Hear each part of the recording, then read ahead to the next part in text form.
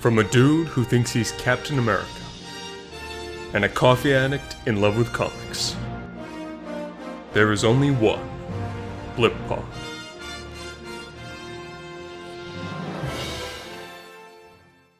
Hey guys, welcome back to another episode of the Blip Pod. I'm Joey. And I'm Nolan.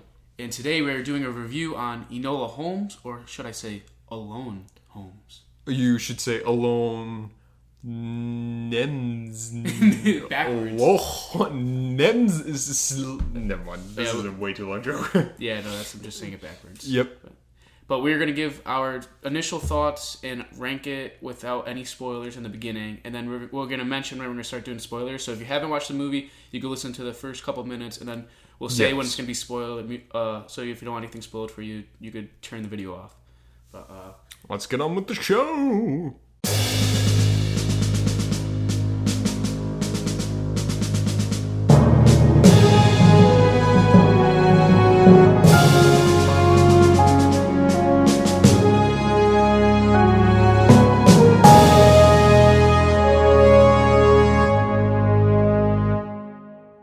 Okay, so I'm keeping that in, dude. Okay, so that was Joey's seizure. He's Donald Duck laugh. Donald Duck laugh. Okay, so first of all, what would you give it? Just right off the bat, get it over with. We have a score in mind. Yeah, a letter score. Yes, we're doing letter score now. We're gonna do A through F, plus and minuses. And if you guys, if anyone is interested, we do have this posted on our Instagram, where you can just look at stuff we watch and post score. I am saying, we talked about this, B+, I think, for this movie. A very strong B+. I think that's pretty accurate. It's not average, it's above average, especially in terms of Netflix movies. It's way better than a lot of Netflix movies, but it's not amazing. It's also, I think the reason why it's not amazing is because it was made to be kind of a kid's movie at the same time. It's 100%. But it's also at the same time, it feels like it's more than a kid's movie too.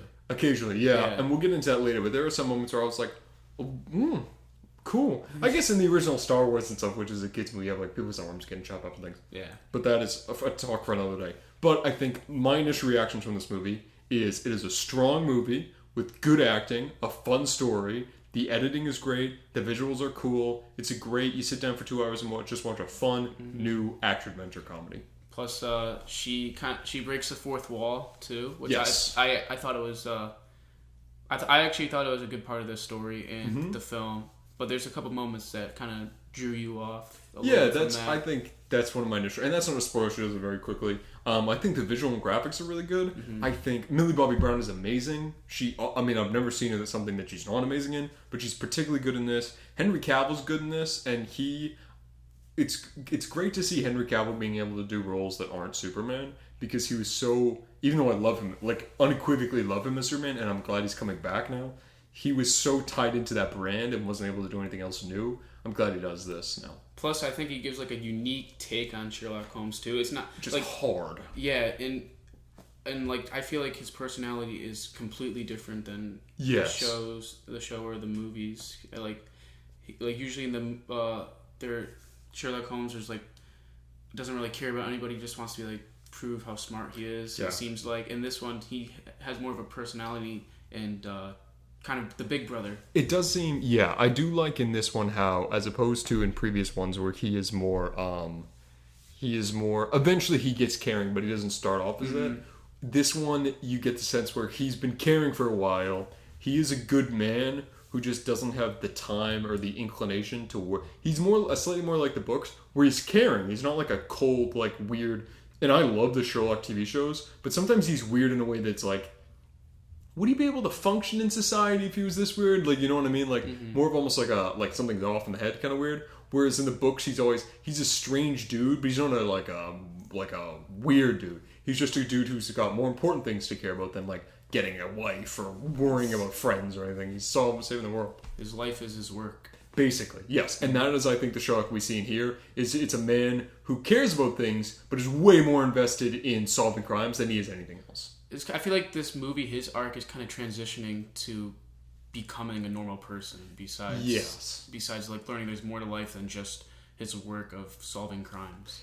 But keeping it at the same time where he's not like, oh, now I'm all cute and cuddly. Like, he's more like, I'm still going to solve crimes, but we'll get into that later. I think as we kind of wrap up, we can't really talk about too much stuff without spoiling anything. Yeah. So do we have any wrap-ups before we go into spoiler territory? I just think it's, I highly recommend this movie. It's definitely a fun watch. It's a new movie. New movie. It's a new movie. New movie. Oh my god. During COVID. Oh my god.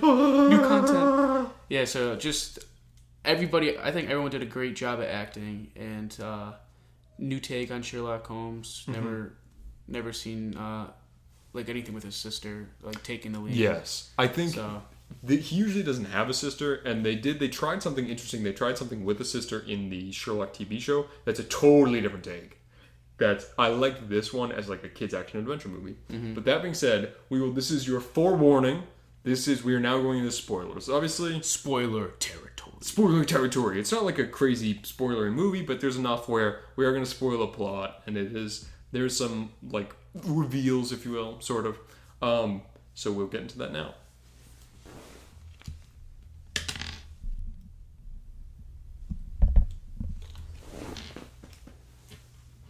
Okay, so this movie had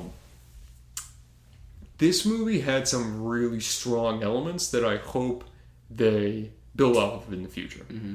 You know what I mean? Like, it had some stuff that right now seems a little strange or odd, but in the future I can see them building off it as like a stylistic choice. I think we had talked about this earlier. The fourth wall breaks. What was your take? I know we have slightly different opinions on this. Your take on the fourth wall. I honestly liked it a lot. I thought that played into kind of just like her being a child, like her attitude, and like how she's like excited to go on this adventure and excited to like talk to the audience and explain her story. So that's why I thought it was very strong, and it built off her personality. And it actually did with some laughs, like when she was getting drowned. She was drowning and the camera was in the water, and then she pretends to be dead. Then she just opens up her eyes and smiles. Like I chuckled that part. Like I like that a lot. That's kind of stuff I like. It also, I realize this now, it allows for her to give exposition, not just exposition, allows for her to give some exposition, but also a lot of funny dialogue because a lot of the movies she is alone. Woo. So I think it allows her to, because if she was just talking to herself she's alone for a good like 40 minutes of this film. If she was just talking to herself at that time, I'd be like, who is she talking to? But with her literally like just straight from the beginning, just dead barrel down the camera, it's like, oh, okay. I think that the reason why they probably did the fourth wall break is because she's alone for a lot of time. I think, her dialogue is to talk to us. Now that we're talking about it, I'm like, they really wanted to write some really funny comments, and they didn't know who to write it to, so they were like, we'll try something new. We'll do a fourth wall, which I like. So my only takeaway from this, and this is where my opinion differs, I got a little frustrated. People acknowledge that she's breaking the fourth wall, which then couldn't have took me out of it a little, and this might just be because I am obviously making a lot of movies, so like I'm more of a writing standpoint on this, but I'm like, so she's really, in this universe, this is a character that she's in a movie, which decreases the stakes a lot. You know what I mean? Because at any point she can just cut away to something and then know what they're talking about. And even though that's not... I feel like they didn't play along to that, though. Very much not. But it was in later movies, I hope they rely less on that gimmick. You know what I mean? Especially if she's with Sherlock, as we see at the end, Sherlock's like, she will be my ward, blah, blah, blah. If that's the case, I really hope that she does that slightly less. Especially because at one point she turns to the camera. It's the part where she's driving and she turns to the camera and she's like, we have to go to such and such place. And then the guy turns around and he goes, kind of looks at almost like at the camera if he's looking to see anything's there. And he's like, wait, we have to go to such and such place? I was like, to everyone else, she's a crazy woman. Yeah. But there was actually some moments that I liked when she tried to break the fourth wall, but she couldn't because something happened. Like I think it was like during the fight scene, like she looked at she went to like take a quick peek at the camera like for like a second, then something happened, then she wanted to say something to us, but she couldn't because she had to like run or move, or when she was running up the stairs she took like a half a second peek, so it looks like they made a mistake by missing that she looked at the camera, but they did it so many times where it's not a mistake and it's on purpose. It's almost like she's sharing an in-joke with the audience, like that kind of like gentle ribbing, like You see what I'm seeing? It's almost like a Jim Halpert, except it's a quick thing instead of That's exactly what it is. It's literally just like Jim, except it's just a quick peek instead of zooming in on his face, like smirking. And I did like that. On other things, there was a weird thing that I noticed that didn't bother you, and it might just be because I was watching a bunch of like TV made for TV recently. They have a cut that they just cut to black at one point. Looks like a commercial break. It's a stylistic choice. It just threw me off so much. I was super confused. That was because it was during when she got stabbed. So I think, and she's the main character, and it's the middle of the movie. So everyone watching is like, no way she dies. It's pretty obvious. So I think if they didn't do that cut, it just wouldn't be climactic because the audience would never like be like, oh my god. But I think doing that and then it just cuts to black with like the sound's gone. Then it's kind of be like, oh shit, what just happened? Like, and then it goes back to it. You know what the reason it confused me? Usually when that happens in movies, they open on a different scene. Like, she's in a hospital bed or something. They just open on the exact same shot, and I was like... I kind of liked how they did that. It wasn't, honestly, and we're reviewers. I'm trying to find some cons in this movie. There aren't a lot of them. It's a generally likable movie. I think, thankfully, it didn't... Okay. On my point of view, it didn't feel like any of the other Sherlock Holmes movies, which I liked a lot because we've had so many. I'm a huge fan of Sherlock Holmes. As a kid, I was about 6 when I started reading. I was listening to the audiobooks at the time, but I've been reading Sherlock Holmes for the last 15 years. I love them intrinsically. They're my most re-listened to and reread books. I've watched every bit of content, Young Sherlock Holmes, the shitty movies in the 40s and stuff. I think this feels extremely unique, which is hard for a property that has literally been done since the 17th century. That's what I think a big reason is because there's mystery inside of it, but it didn't play heavily on the mystery. It was more adventurous and I guess a little bit of action too, with some fight scenes. Kinda. But it's more adventurous movie than mystery, even though there are mystery elements. But now thinking about it, I think I know why they lean more into that than the mystery. Because if it was sort of a kids movie, it's made for a younger audience. They don't want to confuse younger. Like the younger audience with a big mystery. That makes sense. And I think a lot of stuff is also some setup, and I'll get into that in a bit. I think there's some scenes where I'm looking back at it, I'm like, that felt underused, and I'm 80% sure that's set up for a future thing. Want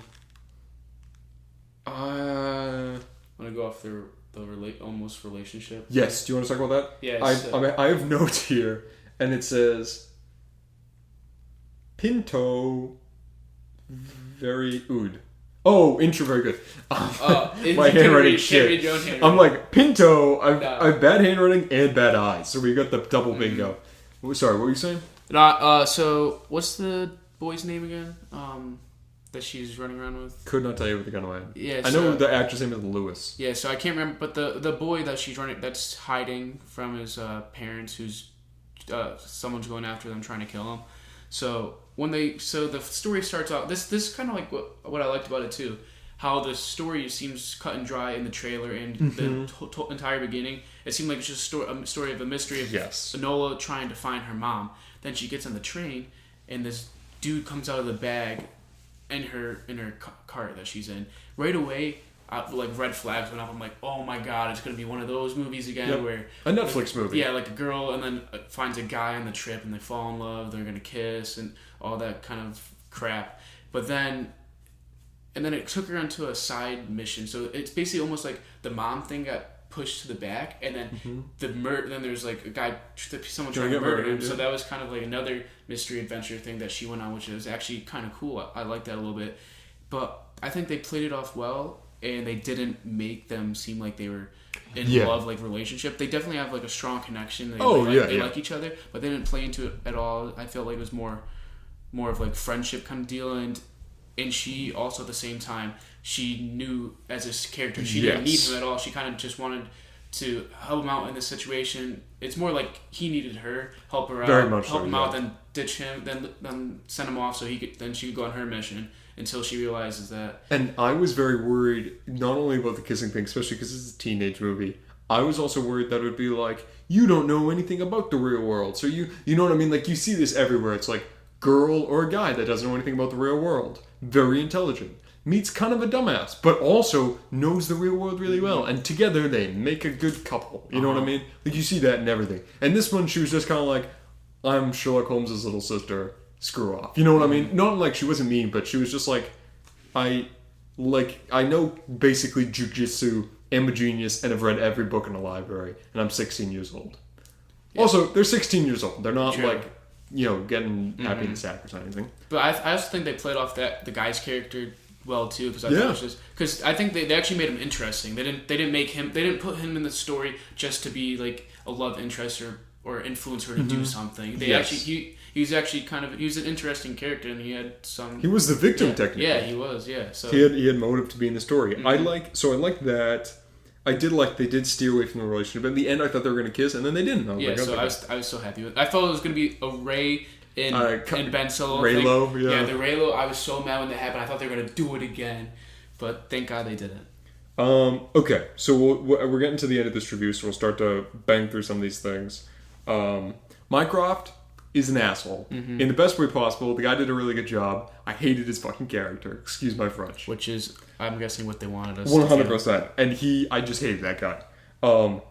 They did the alone theme, though it was a little on the nose, they did it very well. The whole thing, like, she thought that she had to be alone, but the point was, she wasn't alone. Yeah, that was like the opening line saying, oh, backwards, my name is Alone, which I basically... I did like the joke when she was like, backwards, my name is Alone, which I don't know what that says about me, and she gets kind of nervous. And then when she's like, Mycroft and Sherlock. Backwards are and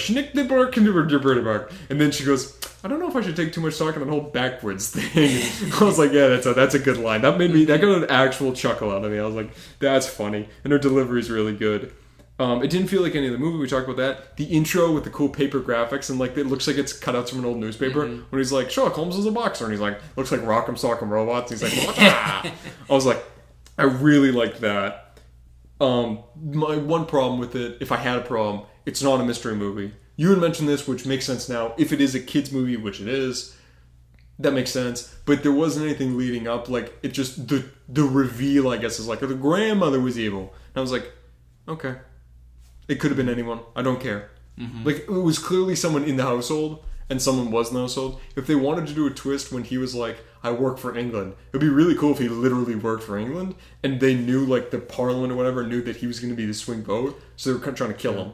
I also like, at the end, how Sherlock solves the mystery, too, and he goes to the police, whatever, and then he asked him a question, how'd you know? And then he just then gave the reason how he knew it was the grandmother instead of the uncle. And then he goes, second question, how did your sister beat you to it? Because the sister already came in and already solved it, and then it's kind of like one of those, that's kind of like him even like liking his sister even more. I did like that, and it also makes it shows the difference between the two of them. Is Sherlock is much more cerebral. Like, he can figure out the mystery by looking at a newspaper, whereas Enola is less, like, obviously she's very smart, but because lack of experience, she's more hands-on, where the reason she found out is because she got shot at. Because when there was a mystery, she was like... she was involved in the crime. We'll go there, yeah. Like, she was like, we're going to go into the house and find as much stuff. Whereas Sherlock can just sit back and be like, oh, I see this newspaper had this thing, and now I know the answer.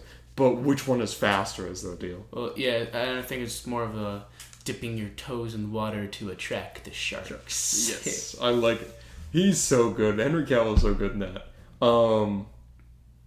I think last thing, as the movie ended, I definitely think so. I have no obviously real numbers right now. I think this is going to get a sequel. I think that's what they want to lead up to. They're setting up for it, and people like it enough, it seems, and it's getting enough of a PR push, and people are watching it. It's number 2 in the US again today. I think it's going to get a sequel, and I will be very interested to see what that sequel is. I honestly thought they wouldn't even bring the mother back in for the ending. It was just going to end without seeing her, so the second one was going to start right back up on the mystery. Yes. But then they brought her back, saying that she left to basically make her life better, her future better, because we don't know if she's doing something bad or good. I feel like it's good for Enola. Like, she has good intentions, but she has to, like, kind of break the law to... I think it's one of the... And they did... It's very interesting. There's an episode like this, actually, of Sherlock, incredibly like this, where they actually travel back in time. There's an episode set in the past, the 1800s, where it's like time Sherlock Holmes, like this guy, and they learn about the women's suffragette movement, and now it's underneath. It's very similar to her storyline, so I hope they don't copy it, but I did like that whole, like, you're doing something that's lawfully wrong for morally good reasons. And that's, I think, it's kind of in the whole line of the Sherlock Holmes mythos, is Sherlock Holmes does stuff to help people but he also does a bunch of drugs and punches people and steals people's shit and does all the stuff that's technically legal, but the end goal is he helps the whole country out. So I think... So you do bad stuff as long as he's helping everyone. Yeah, exactly. If there's... And this is why I rob banks and then give it to the poor, is because of the one thing 6-year-old me learned from Sherlock Holmes. I did like how, and we can wrap up on this, I did like how when the mom came back, it wasn't like, I'm so sorry for leaving you. She's still a weird mother. Mm-hmm. And I think that leads into the fact that all of family. It makes sense that everyone is weird as hell. Mm-hmm. Like Sherlock Holmes he cannot literally get emotionally attached to people. Mycroft is just an asshole who's controlling. And Enola doesn't really know how the world works. And it makes sense if they had a mother who was like, she cared a lot about Enola, doesn't seem to like Sherlock, really. Because she was like, oh, you're getting really attached to Sherlock, aren't you? And then if she did that to the two boys, it makes sense that one hates the mother and the other one doesn't know how to get attached to people. Mm-hmm. True. Like, I like that. It's not like, I'm so sorry for leaving you. I had to go fight a war. She's kind of like, oh, you live in this weird hovel? Huh, you've done good for yourself. Nice. Yeah, you 16-year-old girl in London in the 18th century where you could get kidnapped at any time. Mm-hmm. But I like that. It's a weird kind of twist on it where the mother's still alive and she's kind of not nice. Mm-hmm. That's all I have for this movie. I very much enjoyed it. The style was really cool. Same, yeah. That's why I told, before we watched the movie, I told you, like, a lot of the editing reminded me of Knives Out. Like, in the beginning of Knives Out, the interrogation scene where they're cutting, like, kind of comedic reasons, like, cutting between the interview and what happened. Like, when she was, especially on the train, like, when she's explaining about other people, whatever, the way it cuts to, like, just shows them. I thought that was kind of funny. I liked that a lot. I liked the cutting at the beginning. I liked everyone's relationships. I think, will this win the Oscars? No. Is this a very enjoyable action comedy for, like, younger, for the whole family? Very much so. Of course. Very much so. And everyone's good in it, and I would give it for watchability, I give it a 9 out of 10. Yeah, that's the same. Yeah. Definitely a movie I'd read. Like, how I like to rank movies is if it's rewatchable and I'd want to watch it again. In this movie, I would definitely watch again. I would. Honestly, yes. I won't go too much into it. That's a yes from me. Yeah, so basically, all we got to say is just definitely go watch the movie. Yeah. And, support Netflix movies like this so they make these instead of crap. More, yeah. And, I'm just wondering, what was, Almo's take on the movie? Oh boy.